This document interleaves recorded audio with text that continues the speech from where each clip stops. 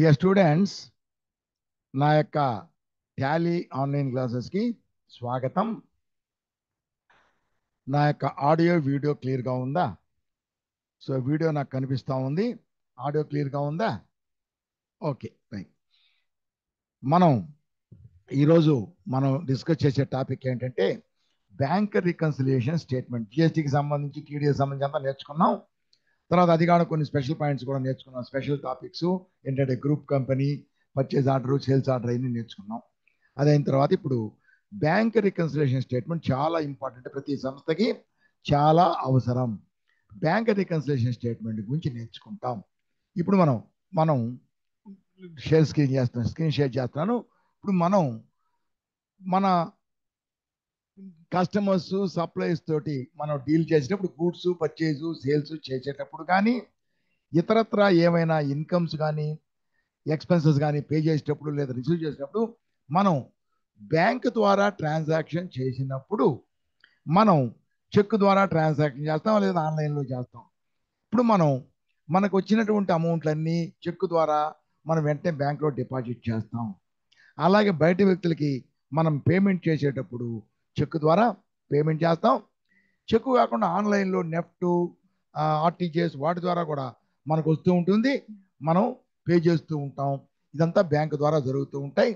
ఇది జరిగేటప్పుడు మనం మన టాలీలో, అంటే మన బుక్స్ అంటాం, మన బుక్స్ అంటే మన టాలీలో మనం బ్యాంకులో డిపాజిట్ చేసేవి లేదా బ్యాంకుకి, అంటే మన బ్యాంకులో డిపాజిట్స్ అంటే వచ్చినటువంటి చెక్కులు రిసిప్ట్ అని అంటాం. రిసిప్ట్ని బ్యాంకులో డిపాజిట్ చేస్తాం, దాన్ని రిసిప్ట్ అని ఎంటర్ చేస్తాం. మనం పేమెంట్ చేసేప్పుడు ఏరే వాళ్ళకి బ్యాంకు ద్వారా పే చేస్తాం, బ్యాంకు పే చేస్తుంది, మనం చెక్ ఇస్తాం, దాన్ని చెక్ ద్వారా పేమెంట్ అంటాం. ఇవి మనం ఎంటర్ చేస్తాం బ్యాంకులో. మన ఎంట్రీలో మన బ్యాంక్ పేరుతో ఎంటర్ చేస్తాం. దాన్ని మనం చూస్తే, మన బ్యాంక్ అకౌంట్ చూసినట్లయితే చూడండి, ఈ బ్యాంక్ అకౌంట్ ఎలా చేయాలంటే చూడండి, మామూలు లెడ్జర్లకు display more reports, account books, ledger select చేస్తే ఇక్కడ మనకి State Bank of India select చేసుకుంటే లాస్ట్ ఏ మంత్లో ఎంటర్ చేసినా ఆ మంత్ చూపిస్తుంది. మనకు ముందు మంత్లు కావాలంటే మనం ఆల్ట్ F2 తీసుకొని period from to A month నుంచి ఏ మంత్ ఎక్కడి నుంచి ఎక్కడికి కావాలని. ఇప్పుడు మనకు ఉండేది దీంట్లో ఏప్రిల్ మాత్రం ఎంటర్ చేసినాను. ఇవి మన ట్రాన్సాక్షన్స్ ఇట్లా తీసుకోవచ్చు. ఇంకోటి ఏంటంటే అలా కాకుండా ఇదే display more reports, account books, ఇట్లా లెడ్జర్కి వెళ్ళి బ్యాంక్ సెలెక్ట్ చేస్తున్నాం. అలా కాకుండా దాని మీద క్యాష్ ఆర్ బ్యాంక్ బుక్స్ అని ఉంటే దాన్ని క్లిక్ చేస్తే ఇది క్యాష్ ఇన్ హ్యాండ్, ఇది bank. Cash in hand credit ఉంది, క్రెడిట్ ఉండదు, మనం పేమెంట్ చేసినాం కాబట్టి. ఇది వచ్చి స్టేట్ బ్యాంక్ ఆఫ్ ఇండియా, ఇది డెబిట్. ఎప్పుడైనా సరే ఈ విధంగా స్టేట్ బ్యాంక్ ఆఫ్ ఇండియా తీసుకుంటే మంత్లీ వస్తుంది. ఇక్కడ మనకి ఏ మంత్ కావాలి, ఏప్రిల్ తీసుకుంటాం. సో దాంట్లో అయితే మంత్ తీసుకుంటాం, మంత్ లాస్ట్ మంత్ వస్తుంది. మనకి ఏ మంత్ కావాలంటే ఆ మంత్ ఆల్ట్ F2 దొక్కి ఏ మంత్ కావాలంటే ఆ మంత్ తీసుకుంటాం. ఇక్కడైతే డైరెక్ట్గా మంత్ వైజ్ చూపిస్తాయి, డెబిట్ ఎన్ని, క్రెడిట్లు ఎన్ని, total amount, debit amount, credit amount, balance చూపిస్తుంది. దాన్ని ఎంటర్ చేస్తే ఈ లెడ్జర్ మనకి ఓపెన్. ఇది బ్యాంక్ లెడ్జరు.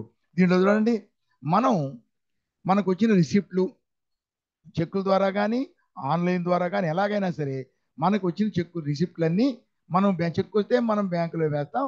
లేదంటే రిసిప్ట్ ఆన్లైన్లో కానీ నెఫ్ట్ ఆర్టీజీఎస్ అంటే డైరెక్ట్గా బ్యాంక్ వస్తాయి.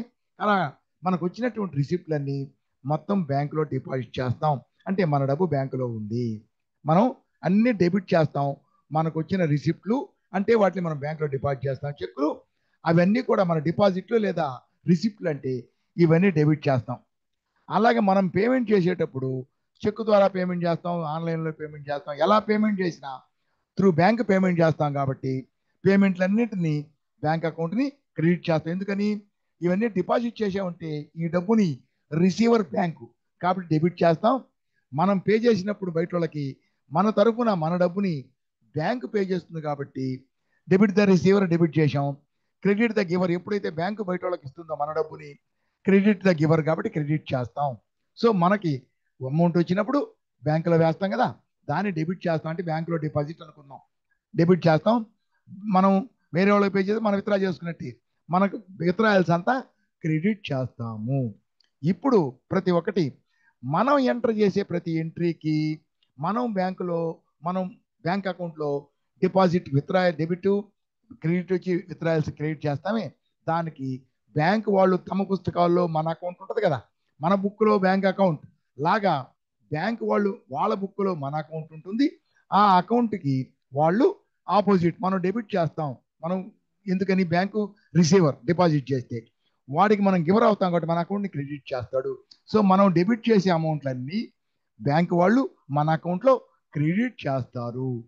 మనం క్రెడిట్ చేసే అమౌంట్లని బ్యాంకు గివర్ మనం క్రెడిట్ చేస్తాం. అప్పుడు ఏమవుతుంది, బ్యాంకు గివర్ అయితే మనం బ్యాంక్ బుక్లో బ్యాంక్ బుక్స్లో మన అకౌంట్లో మనం రిసీవర్ అవుతాం. వేరే వాళ్ళకి ఇచ్చినా మనం తీసుకున్నట్టే మనం రిసీవర్ అవుతాం.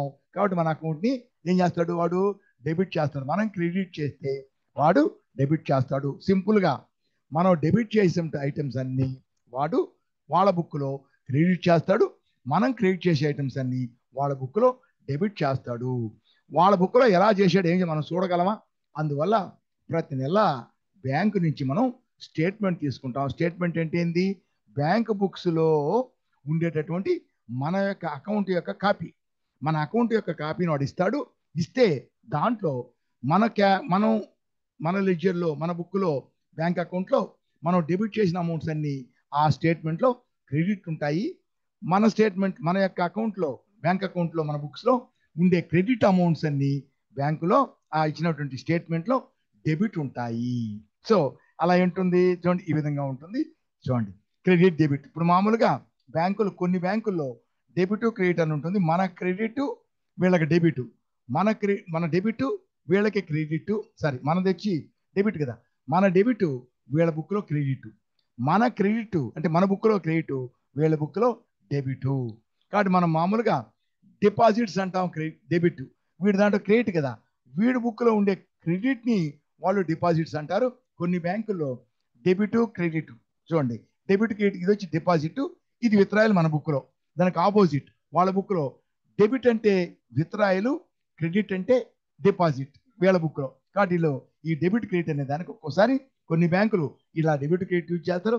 కొన్ని బ్యాంకులు డెబిట్ని వచ్చి విత్డ్రాయల్స్ అని, అంటే మనం తీసుకున్నాం వాళ్ళ దగ్గర, మనం రిసీవర్ కాబట్టి మన అకౌంట్ డెబిట్ చేస్తాడు. డెబిట్ అంటే విత్డ్రాయల్స్ అని, క్రెడిట్ అంటే డిపాజిట్స్. మన డెబిట్ డిపాజిట్స్ వాళ్ళ దాంట్లో క్రెడిట్ డిపాజిట్స్, మన దాంట్లో క్రెడిట్ విత్డ్రాయల్స్ వాళ్ళ దాంట్లో డెబిట్ విత్డ్రాయల్స్ అని పైన డెబిట్ క్రెడిట్ అని. కానీ కొన్ని బ్యాంకుల్లో విత్డ్రాయల్స్ డిపాజిట్స్ అని చెప్పి ఎంటర్ చేస్తారు. ఓకే, ఇలా చేసినప్పుడు మనం ఏమేమి డిపాజిట్ చేశామో డెబిట్ చేశామో వాళ్ళు మన అకౌంట్లో అవన్నీ వాళ్ళు క్రెడిట్ చేయాలి. అలాగే మనం ఏమేమి అమౌంట్ క్రెడిట్ చేసామో విత్డ్రాయల్స్ ఏమేమి అమౌంట్ క్రెడిట్ చేసామో వాళ్ళ బుక్లో మన అకౌంట్లో అవన్నీ డెబిట్ చేయాలి. సో మనం వాడి అకౌంట్ని డెబిట్ చేస్తే ఒక అమౌంట్, అదే అమౌంట్ని వాడు వాళ్ళ బుక్లో మన అకౌంట్లో వాడు క్రెడిట్ చేయాలి. చేసినట్లయితే మనం డెబిట్ చేసాం, వాడు క్రెడిట్ చేశాడు, కాబట్టి ఏముంటుంది, రెండు సరిపోతుంది కదా.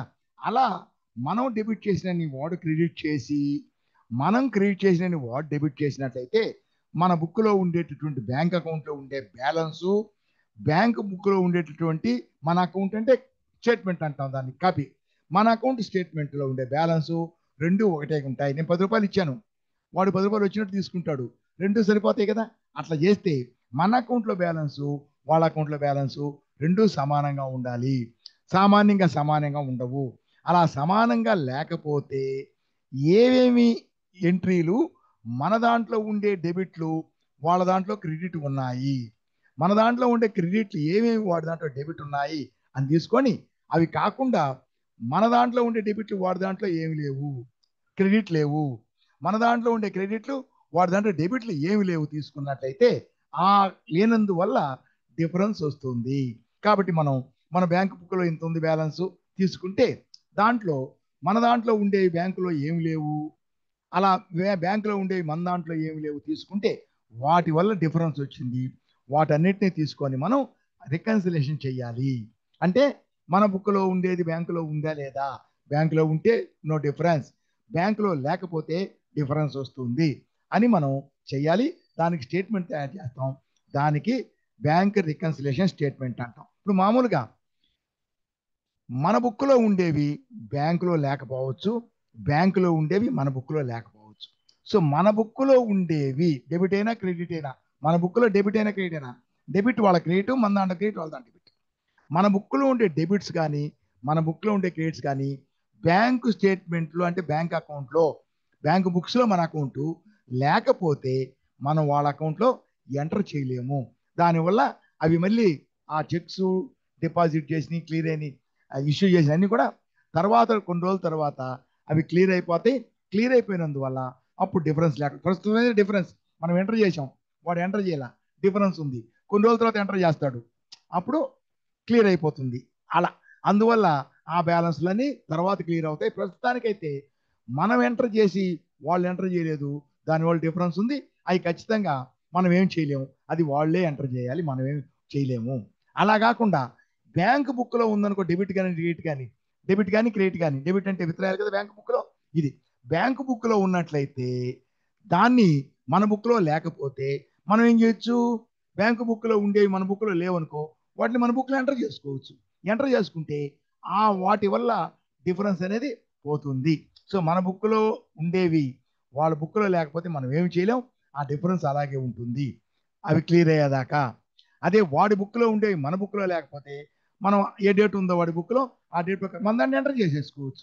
ఎంటర్ చేసుకుంటే వాడి బుక్లో ఉంది మన బుక్లో ఎంటర్ చేసాం, తేడాలే ఉండవు. సో టోటల్ మీద మన బుక్లో ఉండి వాడి బుక్లో లేనివి మాత్రమే మిగులుతాయి, వాటి వలనే తేడా వస్తుంది. ఆ తేడా వచ్చినందువల్ల బ్యాంక్ బుక్లో ఎంత ఉంది చూడండి, ఇక్కడ మన దాంట్లో 82,300 ఉంది, వాళ్ళ దాంట్లో ఎంత ఉంది బ్యాలెన్స్, ఇది క్రెడిటే 1,55,000. ఇక్కడ కూడా ఇస్తాడు మామూలుగా బ్యాంకుల్లో, ఈ పక్కన బ్యాలెన్స్ పక్కన సిఆర్డిఆర్ కూడా ఇస్తాడు. సో 1,55,750 వాళ్ళ బుక్లో బ్యాలెన్స్ ఉంది. వాళ్ళ బుక్లో క్రెడిట్ బ్యాలెన్స్ ఉంటుంది మనకు రావాల్సింది, మన బుక్లో డెబిట్ బ్యాలెన్స్ ఉంది, మన డబ్బు ఉంది, డెబిట్ ఎక్కువ ఉంది డెబిట్ బ్యాలెన్స్, వాళ్ళ దాంట్లో క్రెడిట్ ఎక్కువ ఉంది కాబట్టి క్రెడిట్ బ్యాలెన్స్. క్రెడిట్ ఎక్కువ అంటే మన యొక్క డిపాజిట్స్, సో మనం ఇక్కడ ఇది. సో దీన్ని రికన్సిలేషన్ ఎలా చేయాలంటే, ఇప్పుడు మన బుక్లో ఉండేవి తీసుకొని మన బుక్లో ఉండేవి వాళ్ళ బుక్లో ఉన్నాయా తీసుకుంటే, అప్పుడు వాళ్ళ బుక్లో ఉన్నట్లయితే తేడా లేదు కాబట్టి వాళ్ళ బుక్లో ఇచ్చినప్పుడు మన బుక్లో ఉన్నాయి, ఇది వాళ్ళ బుక్లో ఏ డేట్ నాట్ ఎంటర్ చేశారు అనే డేట్ ఇచ్చేస్తే అర్థమైంది, ఆ బుక్లో ఉన్నట్టు.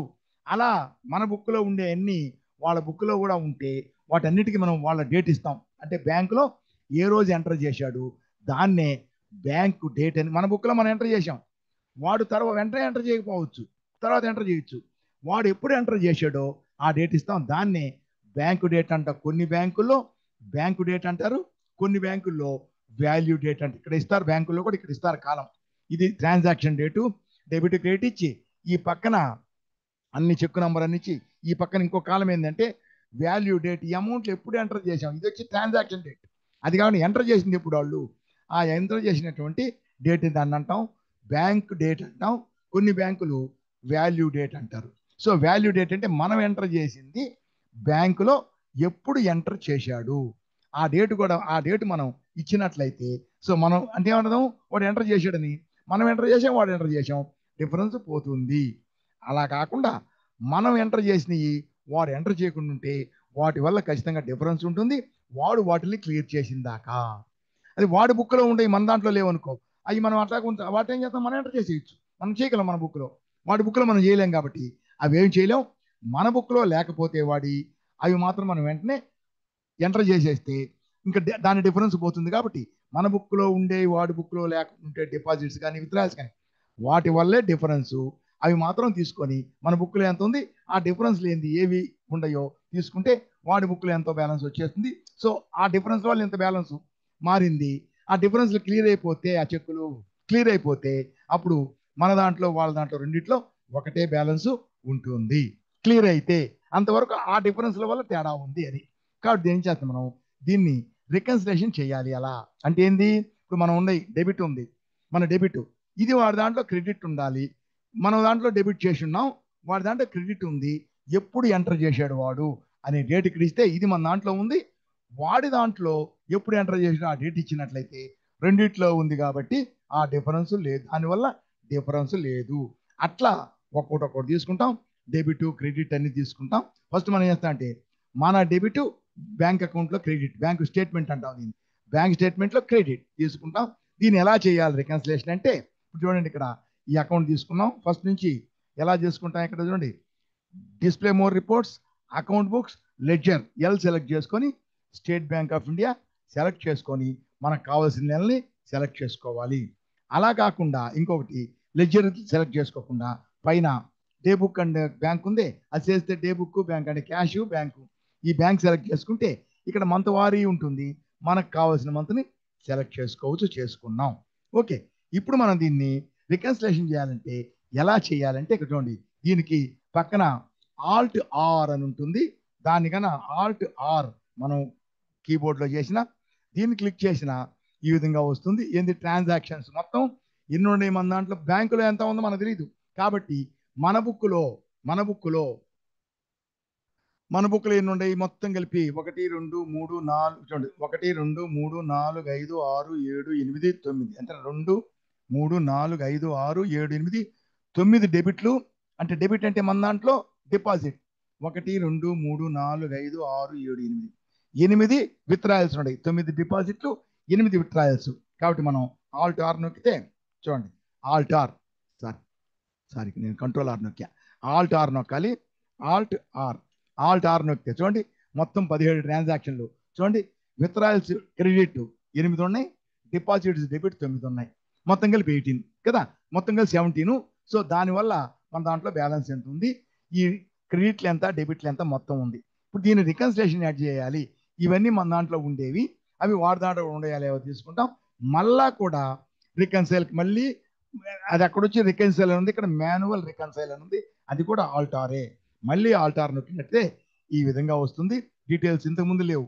ఇంతకుముందు ఈ డేటు డెబిట్ క్రెడిట్ ఉండేది, ఇన్స్ట్రుమెంట్ నంబర్లు చెక్ నంబర్లు డేటు అలాగే బ్యాంక్ డేట్ అంటే బ్యాంకులో ఇప్పుడు మన దాంట్లో ఉండేవి. బ్యాంకులో ఇప్పుడు ఎంటర్ చేసి ఇది బ్యాంకులో ఉంటే డిఫరెన్స్ ఉండదు, ఇది ఉంది మనం ఎంటర్ చేసాం, అది కూడా బ్యాంకులో ఎంటర్ చేసి ఉంటే డిఫరెన్స్ ఉండదు. అలా బ్యాంకులో ఉండేవన్నీ ఎప్పుడు ఉన్నాయని తీసుకోవాలి. సో మనం డెబిట్ తీసుకుందాం ఫస్ట్, అన్ని వరుసగా తీసుకోవచ్చు. మనం డెబిట్ తీసుకుందాం ఫస్ట్, తర్వాత క్రెడిట్ 2 తీసుకోవచ్చు. డెబిట్ వరుసగా తీసుకోవచ్చు, క్రెడిట్ తీసుకోవచ్చు. చూడండి ఇప్పుడు డెబిట్ తీసుకున్నట్లయితే మన డెబిట్ అంటే బ్యాష్ బుక్లో క్రెడిట్ సైడ్ 14 క్రెడిట్ ఉందా, ఉంది. కాబట్టి ఇక్కడ ఇప్పుడు మన దాంట్లో 1 2 తీసుకున్నట్టు కొన్నిటి వరకు 1 ఇస్తాం, తర్వాత ఏ డేట్లో బ్యాంకులో ఉంటే ఆ డేట్ ఎంటర్ చేయాలి. కానీ మనకి లేవు కాబట్టి డేట్లన్నీ 1వ తేదీ అన్నిటికీ 1వ తేదీ, 2వ తేదీ వాటికి 2వ తేదీ ఇస్తాం. ఇది వచ్చి 1వ తేదీ, సో 1/4 ఇస్తాం. చూడండి ఇప్పుడు ఇదేంది, సో మన దాంట్లో ఉంది 1/4 బ్యాంక్ డేట్ అంటే బ్యాంకులో కూడా ఉంది, అది అయిపోయింది. నెక్స్ట్ 20,000 సెక్షన్ బిల్ నెంబర్ ఎంత చూడండి, ఇది వచ్చి మనకు డిపాజిట్, ఇది విత్డ్రాయల్, ఇది వచ్చి డిపాజిట్ విత్డ్రాయల్ 20,000 చెక్ నంబరు, ఇది 3 ఉండొచ్చు మనది 1211 4 1s 12 4 1s. సో ఇక్కడ చెక్ నంబర్ 121 కదా, 121 ఉంది. సో దీన్ని తీసుకుంటాం. ఇది కూడా మనం ఏం చేద్దాం, దీంట్లో 3 4 అట్లా ఉంటాయి, మనకు రావు కాబట్టి ఈ ఫస్ట్ ఉండే ఒకటి ఫస్ట్ వేద్దాం. 1/4 అది అయిపోయింది. నెక్స్ట్ 10,000 చూడండి, 10,000 ఇది వచ్చి చెక్ డిపాజిట్, మనకు వచ్చింది డిపాజిట్ చేసాం, ఇదంతా డిపాజిట్లు కదా, ఇది క్యాష్ డిపాజిట్, ఇది చెక్ డిపాజిట్ చూడు 8 నంబర్ కరెక్ట్గా ఉంది కదా, నంబర్ కరెక్ట్గా ఉంది, అదే నంబర్ ఏడుంది 10,000 ఇక్కడ ఉంది. ఇది కూడా మనం 1వ తేదీ అనుకుంటాం, 1/4 తీసుకుంటాం. దాని తర్వాత 1/4 తర్వాత 20,000 వచ్చేసింది కదా, 20,000 వచ్చింది, 10,000 వచ్చింది. 10,000 తర్వాత నెఫ్ట్ ద్వారా మనకి క్రెడిట్ అంటే డిపాజిట్ మనకు వచ్చింది, నెఫ్ట్ ద్వారా వచ్చింది 66,000. చూడండి 66,000 నెఫ్ట్ ద్వారా వచ్చింది, నెఫ్ట్ ద్వారా. సో ఇది ఎప్పుడు ఎంటర్ చేసే వాళ్ళు, ఇది కూడా డేట్ ఇప్పుడు 1 కాబట్టి దాన్ని మనం వాడు వచ్చింది, అది వచ్చింది 5వ తేదీ, మనకు రాదు కాబట్టి మనం 1 వేద్దాం, 1 4 వేద్దాం. సరే 1 4 కాదు, వాడికి వచ్చింది 6వ, మనం అదే వేసుకుందాం, ఎందుకంటే ఇటన్నిటికీ 1వ తేదీ వాడు వచ్చింది 6వ తేదీ కాబట్టి మనం ఎంటర్ చేసింది 1వ తేదీ ఎంటర్ చేసామన్నీ. కాబట్టి 1/4 60,000 అయిపోయింది. 60,000 తర్వాత నెక్స్ట్ చూడండి cheque deposit 11,000. So cheque deposit 11,000 ఏడు ఉంది, సో ఇది కూడా వచ్చింది 1/4. సో మన దాంట్లో ఉంది. నెక్స్ట్ ఇంతవరకు ఓకే. నెక్స్ట్ ఈ దాని తర్వాత ట్రాన్స్ఫర్ అంటే మనం చెక్ ఇచ్చాము, ఇది వచ్చి విత్డ్రాయల్, డెబిట్ అంటే విత్డ్రాయల్, మనకు వచ్చి credit. Withdrawal 25,000 bill number 12. So చూడండి 25,000 పైన చూడండి నంబర్ 12 25,000. అది ఇందాక రాలేదు, వెనక ముందు ఉంటాయి కదా, మనం వేస్తే వెంటనే వేయడు, కొన్ని ఎందుకు కొంచెం వెనకుంటాయి. సో 1/4 అది వచ్చేసింది. దాని తర్వాత 13,300 రూపీస్. సో 13,000 ఇది వచ్చి 25 30,100 ఇది వచ్చేసింది. ఇది రేట్ ఇప్పుడు ఇది కూడా 14 వేద్దాం 13,100. తర్వాత అదే మళ్ళీ అదే రోజు మళ్ళీ ఇది కూడా 14 44,600 6 నెంబర్ 14. ఇదంతా ఇది పేమెంట్ మనం కదా, ఎందుకంటే పేమెంట్ కాబట్టి విత్డ్రాయల్ లెక్క క్రెడిట్. సో 44,600 ఇక్కడ డెబిట్, మన దాంట్లో క్రెడిట్ ఉంది. సో దీనికి కూడా 14 ఇద్దాం, అది అయిపోయింది. దాని తర్వాత నెఫ్ట్ ఇక్కడ వచ్చి నెక్స్ట్ వచ్చి నెఫ్ట్ ఇది డిపాజిట్, మనకు నెఫ్ట్ వచ్చింది 1 lakh డిపాజిట్. క్రెడిట్ అంటే డిపాజిట్ కదా, మన దాంట్లో డెబిట్ ఉండాలి. అది బ్యాంకులో క్రెడిట్ అంటే డిపాజిట్, మన దాంట్లో డెబిట్. డిపాజిట్ ఉండాలా 1 lakh 10 lakhs, సరే 1 lakh డిపాజిట్ ఉంది, అది మనకి ఇక్కడ లేదు. మన దాంట్లో చూడండి డెబిట్ సైడ్ 1 lakh ఉందా, అది యాక్చువల్గా మనకి వచ్చి ఉండాలి. వచ్చింది మనకి నెఫ్ట్ బై ట్రాన్స్ఫర్ అంటే క్రెడిట్, అంటే మనకి డెబిట్, మన బుక్లో డెబిట్ అంటే డిపాజిట్ రాలేదు. సో ఇది ఒకటి గుర్తుపెట్టుకుందాం. లేదంటే మనం ఏంటంటే ఇది రాలేదు కదా, ఇది మన బ్యాంకులో ఉంది, మన బుక్లో లేదు. మన బుక్లో ఉండి బ్యాంకులో లేకపోతే బ్యాంకులో మనం ఎంటర్ చేయలేం, కానీ బ్యాంకులో ఉండి మన బుక్లో లేకపోతే మన బుక్లో ఎంటర్ చేసుకోవచ్చు. సపోజ్ ఇది 2వ తేదీ వేద్దాం, 2వ తేదీ 1 lakh వచ్చింది. ఇప్పుడు ఎలా చేయాలి, ఇక్కడ ఎంట్రీ చేయాలంటే ఇక్కడ ఎంట్రీ చేయాలంటే ఆల్ట్ చేయలేదు దీంట్లో. ఇప్పుడు ఏం చేస్తాం, దీనికి ఓపెనింగ్ ఎక్సెప్షన్ రిపోర్ట్ రావట్లేదు, దీనికి ఆల్ట్ ఏ రావాలి. దీనికి వచ్చి దీన్ని యాక్సెప్ట్ చేయాలి, ఇవ్వలేదు దీనిలో. దాని ముందు బాగుండింది, ఏదో మార్పు చేసాడు కానీ బాగా రాలేదు. ఓకే, ఇప్పుడు ఏంటంటే ఇప్పుడు దీని తర్వాత వేద్దాం. ఇది యాక్చువల్గా ఇక్కడ ఒకటి ఉంటుంది, ఆల్ట్ ఏ ఉంటుంది, ఆల్ట్ జే అంటే క్రియేట్ వౌచర్. అంటే ఇప్పుడు లేదు కదా, ఇది మన దాంట్లో బ్యాంకులో ఉంది. సో ఇప్పుడు ఇమ్మీడియట్గా మనం ఎంటర్ చేసి వేసేయచ్చు, ఇక్కడ ఎంటర్ చేసి ఇక్కడ వేసేయచ్చు అని అన్నమాట. కానీ దీంట్లో అది తీసేశాడు, ఆల్ట్ జే లేదు. సో తర్వాత తీసుకున్నాం. సో 1 lakh గుర్తుపెట్టుకోండి, ఈ 1 lakh మనకి మన బుక్లో లేదు. ఓకే, దాని తర్వాత 13,000 ఉంది, చెక్ డిపాజిట్ 13,000 రూపీస్ ఉంది. చూడండి 13,000 ఉంది, దీనికి వచ్చి 24 ఇద్దాం. 24 అంటే చెక్ డిపాజిట్ చేసాం 2వ తేదీ. బ్యాంక్ డేట్ అంటే బ్యాంకులో ఎప్పుడు ఎంటర్ అయింది, అది కూడా ఉండే అనుకున్నాం, వేరే డేట్ లేవు కదా, మనకు రావు కదా, అది అయిపోయింది. సో 13,000 అయిపోయింది. దాని తర్వాత 25,000 deposit, cash deposit 25,000 cash deposit. So cash deposit 25,000 చేసాం, 24. సో దీన్ని ఎంటర్ చేసాం. సో ఇంతవరకు అయిపోయింది. దీంట్లో మిగిలిపోయింది ఏంది, మనకి ఈ 1 lakh మిగిలిపోయి ఉంది. మిగతా అన్నీ వచ్చేసినాయి చూడండి, 1 2 3 4 5 6 చూడండి, 1 2 3 4 5 6 ఈ సైడు డెబిట్ సైడు.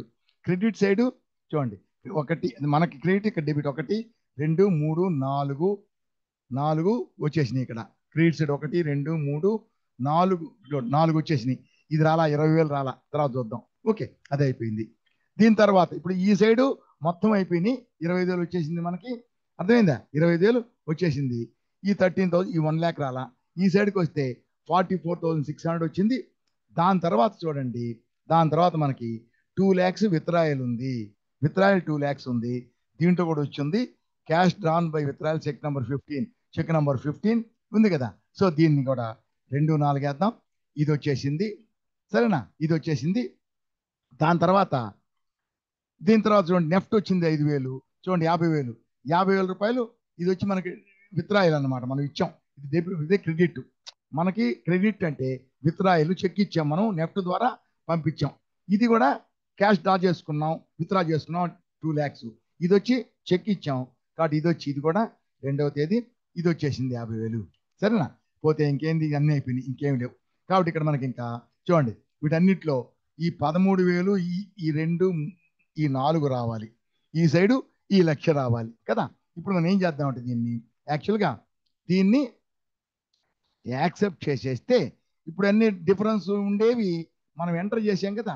ఎంటర్ చేసామంటే ఏంటి, బ్యాంకులో ఉన్నాయి, ఇవన్నీ బ్యాంకులో ఉన్నాయి, మన దగ్గర ఉన్నాయి, బ్యాంకులో ఉన్నాయి. కాబట్టి ఇప్పుడు యాక్సెప్ట్ చేస్తే, ఇప్పుడు చేసి మనం ఇక్కడ ఆల్ట్ ఏ తీసుకుంటాం. చూడండి ఇప్పుడు తీసుకొని, ఇప్పుడు చూడండి ఇక్కడ తగ్గిపోయినాయి, ఇప్పుడు తీసుకొని ఇప్పుడు ఆల్ట్ ఏ తీసుకుందాం.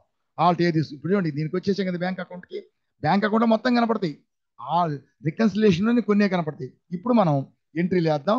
ఆల్ట్ ఏ అంటే యాడ్, కంట్రోల్ ఏ అంటే సేవ్, యాక్సెప్ట్, ఆల్ట్ ఏ అంటే యాడ్ అని తీసుకుంటే ఇప్పుడు తీసుకుందాం. ఇవన్నీ ఏం చేద్దాం అంటే 2వ తేదీ వేద్దాం. డేటు 2వ తేదీ వేద్దాము. 2/4 వేద్దాం. 2/4 ఏం వేయాలి ఫస్ట్ మనం? ఇదేంటిది? నెఫ్ట్ ద్వారా మనకు వచ్చింది. ఇదేంటిది? బ్యాంకులో క్రెడిట్ అంటే మనకి డెబిట్, అంటే అది మనకి డిపాజిట్, అంటే మనకు బయట నుంచి నెఫ్ట్ ద్వారా వచ్చింది 1 lakh, మనకు తెలియదు కాబట్టి మనకు రిసిప్ట్, కాబట్టి రిసిప్ట్ వేసుకుంటాం. 2వ తేదీ 2/4 రిసిప్ట్ వేస్తున్నాం. క్రెడిట్ ఎక్కడి నుంచి వచ్చింది, ఎవరి దగ్గర నుంచి వచ్చింది? ఇటువంటి ఇక్కడ నుంచి పేర్లు ఉన్నాయి, దీనికి పేరు లేదు కాబట్టి మనం ఏం చేస్తామంటే దీనికి పేరు లేదు కాబట్టి సపరేట్గా ఒక అకౌంట్ క్రియేట్ చేస్తాం. సస్పెన్స్ అకౌంట్ అని క్రియేట్ చేస్తాం. దీని గ్రూప్ కూడా సస్పెన్స్ అకౌంట్ అనే వస్తుంది. గ్రూప్ ఉంది సస్పెన్స్ అకౌంట్, దీన్ని క్రియేట్ చేద్దాం. క్రియేట్ చేసి ఈ సస్పెన్స్ అకౌంట్లో వేసేద్దాం ఈ 1 lakh.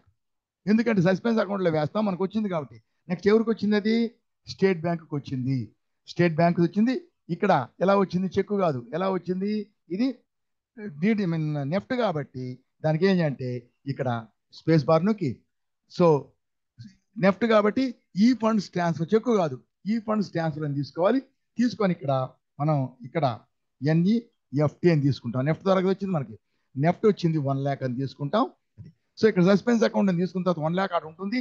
మనం తర్వాత కనుక్కొని, మన కస్టమర్స్ మనం చెప్పలేదు, బ్యాంకు పోయి ఎవరి దగ్గర నుంచి వచ్చింది మనం ఎంక్వైరీ చేసుకొని కనుక్కొని అప్పుడు ఈ సస్పెన్స్ అకౌంట్ క్రియేట్ ఉంది దాన్ని డెబిట్ చేసి ఆ పార్టీ అకౌంట్ క్రియేట్ చేస్తాం, సరిపోతుంది. అంతవరకు సస్పెన్స్లో పెడతాం. సో ఇప్పుడు ఏమైంది? ఈ ఎంట్రీ చేసేసాం. ఈ ఎంట్రీ చేస్తే మనం ఇంకేమున్నాయి ఇక్కడ? 1, 2, 3, 4 ఉన్నాయి. ఇక్కడ మనం చూడండి, ఇక్కడ 13,000 రూపీస్ మన బుక్లో ఉంది. 13,000 రూపీస్ చూడండి, ఇక్కడ మన బుక్లో 13,000 ఉంది కదా రిసిప్ట్. ఆ 13,000 రిసిప్ట్ ఎంత ఇది ఉంది అక్కడ మనం ఎంటర్ చేసాం, మన దాంట్లో ఉంది కాబట్టి డేట్ ఇచ్చాం. కానీ డెబిట్ కూడా ఉంది 13,000, అదే నంబర్ చెక్ అంటే చెక్ రిటర్న్ అయింది. దాంట్లో మన బుక్లో మనకు తెలియదు కాబట్టి మనకు వచ్చింది ఎంటర్ చేసాం, రిటర్న్ వచ్చింది మనకు తెలియదు, బ్యాంకులో ఉంది కాబట్టి మనం ఇప్పుడు 2వ తేదీ తీసుకొని మళ్ళీ దీన్ని మనం ఏం చేస్తాం? ఇప్పుడు Alt A తీసుకొని 2వ తేదీ, అదే 2వ తేదీ ఇప్పుడు ఏం చేద్దాం? మళ్ళా ఇప్పుడు ఈ చెక్ రిటర్న్ అయింది. చెక్ రిటర్న్ అయితే ఎక్కడ ఎంటర్ చేయాలి? పేమెంట్ రిసిప్ట్ కాదు, చెక్ రిటర్న్ అయితే F7 జర్నల్లో ఎంటర్ చేయాలి. డెబిట్ ఎవరి దగ్గర నుంచి వచ్చింది మనకి? అది వచ్చింది క్యాష్ డిపాజిట్ కాదు, 13,000 చెక్ డిపాజిట్ 65,400 మనకి అది వచ్చింది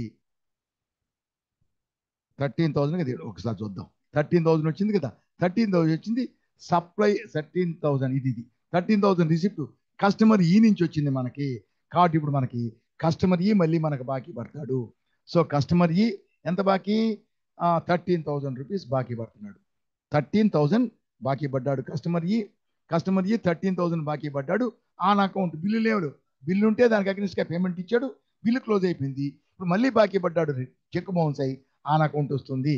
తీసుకుంటే స్టేట్ బ్యాంక్ ఆఫ్ ఇండియా 13 తీసుకుంటే ఏంటది? చెక్కే కదా, చెక్కు అప్పుడు వచ్చిన చెక్ ఎంత? 365,400. సో చెక్ నంబర్ 365,400 అంతే. దాని బిల్ నంబర్ ఎప్పుడు వచ్చింది మనకి? అప్పుడు వచ్చింది. అది ఎప్పుడు మనం ఎంటర్ చేసింది?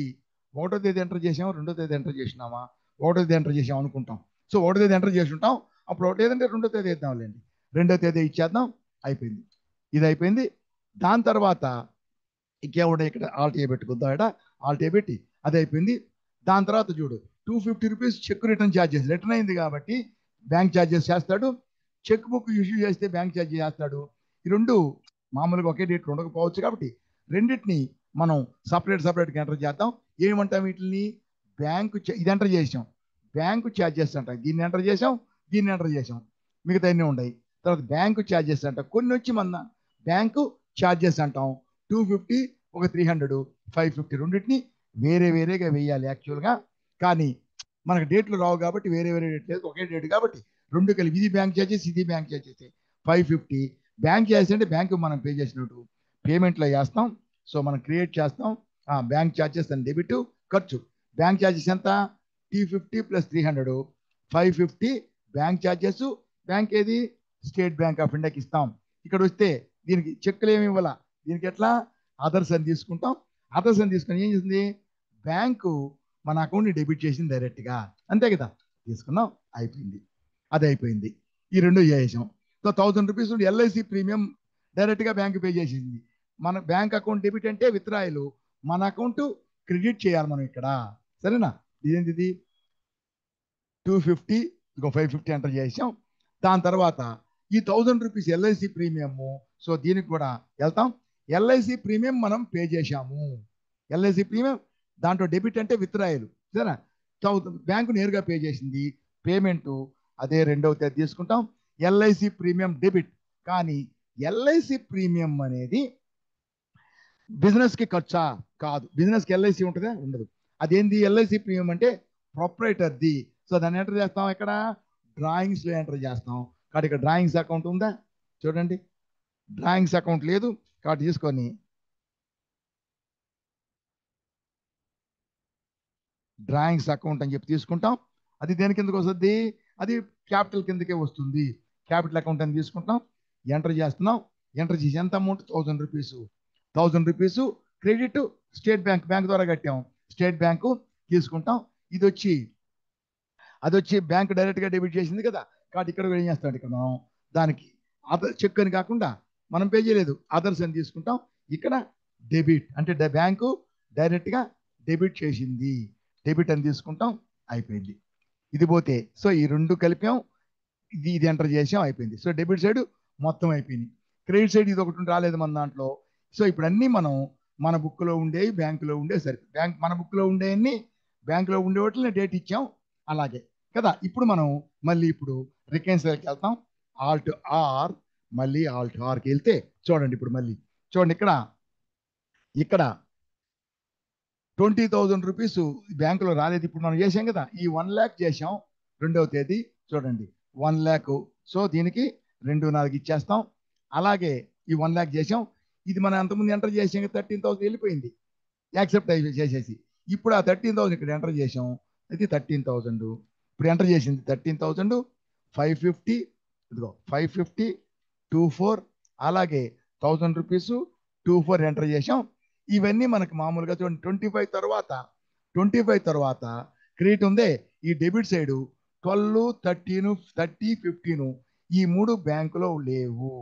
అంటే మనం పేమెంట్ డిపాజిట్ కదా, డిపాజిట్ చేసాం, బ్యాంకులో క్రెడిట్ చేయాలి. ఆ డిపాజిట్ చేయడం అంటే చెక్ డిపాజిట్ చేస్తే కలెక్ట్ కావాలి కదా, కలెక్షన్ అయిన తర్వాతనే వాళ్ళు వేస్తారు బ్యాంకులో. కలెక్షన్ కాలేదు కాబట్టి ఈ మూడు వాళ్ళు బ్యాంకులో ఎంటర్ చేయలేదు. అలాగే డెబిట్ సైడు 20 20,000 అది పాత, అది ఒకటి 20,000 ఒకటి ఉంది. ఆ 20,000 దీంట్లో ఎంటర్ చేయలేదు. డెబిట్ సైడ్ ఫస్ట్ లో ఒకటి ఉంది, అది అయిపోయింది. అది కాకుండా ఈ చెక్ నెంబర్ చూడండి, ఇక్కడ దీనికి 20,000కి 15 నంబరు 115 15 నంబరు. సో 15 నంబరు చూడండి, ఇక్కడ 2 lakhs కాదు, ఇది 16 నంబర్, సారీ 16 నంబరు 20,000 అది దీంట్లో ఎంటర్ కాలేదు. అంటే అది ఇది వచ్చి డిపాజిట్స్ కలెక్ట్ కాల. ఈ రెండు ఏంటంటే మనం చెక్కుల్ని ఇష్యూ చేశాము అంటే విత్డ్రాయల్ లెక్క ఇష్యూ చేశాము, మన క్రెడిట్ రేట్ దీంట్లో డెబిట్ రావాలి, డెబిట్ సైడ్ ఈ రెండు రాలేదు, ఇంతవరకు వచ్చింది. ఇప్పుడు యాక్సెప్ట్ చేస్తే సో ఇవేంటి ఎంటర్ చేసామంటే ఇప్పుడు మనం ఎంటర్ చేసాం కాబట్టి మనకి బ్యాంకుకి సరిపోయినాయి. మిగతా ఏం చూడండి ఖాళీగా ఉన్నాయే బ్యాంక్ డేట్, అవి మన బుక్లో ఉన్నాయి, బ్యాంక్ బుక్లో ఉన్నాయి, మన బుక్లో లేవు అవి. సరే సారీ, మన బుక్లో ఉన్నాయి, బ్యాంక్ బుక్లో లేవు. చూడు, బ్యాంక్ బుక్లో అవి లేవు. ఎంటర్ చేస్తే చూడండి ఇప్పుడు అయిపోయింది.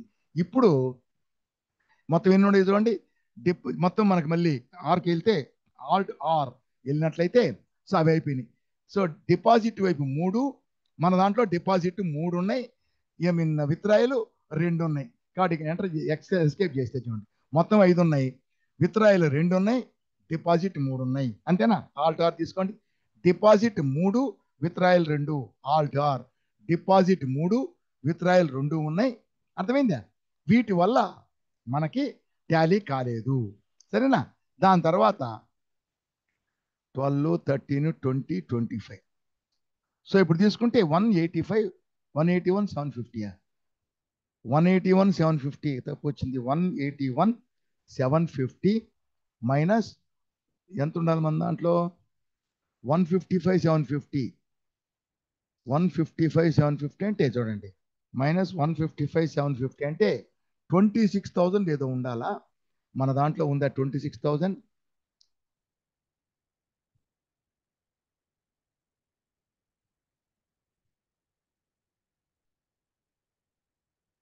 మనం బ్యాంక్కి వెళ్తే ఇక్కడ చూద్దాం, దీంట్లో చూస్తే 26,000 ఏదన్నా ఉందా? 26,000 ఏమి లేవు. 199, 193, 750. ఆల్ టార్ నొక్కితే 193, 750 ఓకే. ఇది 15, 45, 57. ఇది వచ్చి 45 తీసుకుంటే 181, 750 వచ్చింది. కాదు, 181, 750 కాదు, ఇంకో 26 క్రెడిట్ రావాలి. క్రెడిట్ అంటే ఇక్కడ డెబిట్ రావాలి మనకి. డెబిట్ 26 ఏమన్నా ఉందా? లేదే. మన దాంట్లో డెబిట్ 26 ఉండాలి. సో దీన్ని ఒకసారి చెక్ చేస్తాను. ఓకే, మనం ఒక చిన్న పొరపాటు చేశాం. ఎందుకంటే ఏంటంటే మనం ఇక్కడ చెక్ ఎంటర్ చేశాం. ఫస్ట్ అమౌంట్ అది బౌన్స్ అయింది కదా. సో ఇక్కడ చూడండి, ఇక్కడ మన దాంట్లో చెక్ 13,000 ఎంటర్ చేశాం ఫస్ట్. ఇది వచ్చి మనకి రిసిప్ట్. ఓకే, అదైన తర్వాత అది మనకి బౌన్స్ అయింది కాబట్టి దాన్ని ఏం చేయాలి మనం? రిసిప్ట్ కాదు, బౌన్స్ అయితే మనం ఏం చేయాలి ఇప్పుడు? ఇది బౌన్స్ అయింది కాబట్టి మనం జర్నల్లో వేయాలి. ఇందాక తప్పేశాం, జర్నల్లో వేయాలి. దీన్ని జర్నల్ తీసుకొని F7లో జర్నల్లో, సో డెబిట్ జర్నల్ వేయాల్సింది రిసిప్ట్ వేసాం. సో 13,000 తర్వాత అతను debit state bank and of credit 13,000 rupees వేస్తాం. వేసేస్తే చెక్ ఆర్ డిడి అదే అమౌంట్ మనం ఎంటర్ చేస్తాం. ఇక్కడ చెక్ ఆర్ డిడి వచ్చి ఇక్కడ చెక్ ఆర్ డిడి ఎంటర్ చేసాం, సరిపోయింది. ఇప్పుడు చూడండి, ఇప్పుడు మనం చేసిన దాంట్లో 13,000 క్రెడిట్కి వచ్చేసింది. 13,000 క్రెడిట్కి రావాలి. వచ్చి మనకు వచ్చి రిసిప్ట్ వచ్చింది, బ్యాంకులో డిపాజిట్ చేసాం. అది బౌన్స్ అయితే జర్నల్లో మనం కస్టమర్ అని చెప్పి మనం వేయాలి. ఇక్కడ కూడా ఇంతకుముందు ఆన్ అకౌంట్ కాకుండా అగెనెస్ట్ డిఫరెన్స్ ఉన్నా, ఇప్పుడు మాత్రం ఆన్ అకౌంట్ వస్తుంది. ఓకే, ఎంటర్ చేసాం. ఇది మనం పొరపాట్ల మళ్ళీ రిసిప్ట్ వేసాం. రిసిప్ట్ కాదు, ఇదేంటి బౌన్స్ అయింది కాబట్టి ఆపోజిట్ వేయాలి. పేమెంట్ లాగా కాకుండా మనం ఏం చేయాలా? జర్నల్లో వేయాలి. సో ఇప్పుడు వేసేస్తే జర్నల్లో party account debit, payment receipt అంటే డెబిట్ వచ్చింది, ఇది వచ్చే బ్యాంక్ డెబిట్ వచ్చింది. అది కాకుండా జర్నల్ అంటే కస్టమర్ మనకు బాకీ పడ్డాడు మళ్ళీ, కాబట్టి బ్యాంక్ అకౌంట్లో మనం ఫస్ట్ డెబిట్ చేసాం. ఏది ఎంటర్ చేసినప్పుడు, మనం బ్యాంకులో వేసినప్పుడు. ఇప్పుడు అది బౌన్స్ అయింది కాబట్టి బ్యాంకు డబ్బు రాలేదు, బ్యాంక్ అకౌంట్ని క్రెడిట్ చేసాము. ఓకే, సో ఈ విధంగా తీసుకునేసాం. ఇప్పుడు చూడండి, చేసేస్తే ఇప్పుడు మనకి టోటల్ మీద చూస్తే ఇక్కడ సో ఆల్ట్ ఆర్ తీసుకుంటే ఆల్ట్ ఆర్ చూడండి, ఇప్పుడు మనం మనీ ఎంటర్ చేసేస్తే సో మన బుక్లో ఉండేవి బ్యాంకులో లేనివి, బ్యాంకులో ఉండేవి మన బుక్లో లేనివి ఎంటర్ చేసేసాం. కాబట్టి బ్యాంకులో లేని మన బుక్లో లేని ఎంటర్ చేసాం.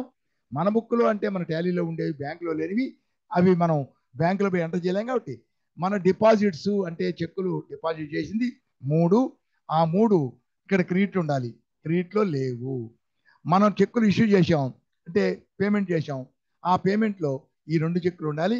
మన క్రెడిట్ అంటే దీంట్లో డెబిట్, ఇది విత్డ్రాయల్ బ్యాంకులో. సో మన దాంట్లో ఇది డిపాజిట్ అంటే ఇది డిపాజిట్, ఇది విత్డ్రాయల్. వాళ్ళ దాంట్లో ఇది విత్డ్రాయల్, ఇది డిపాజిట్.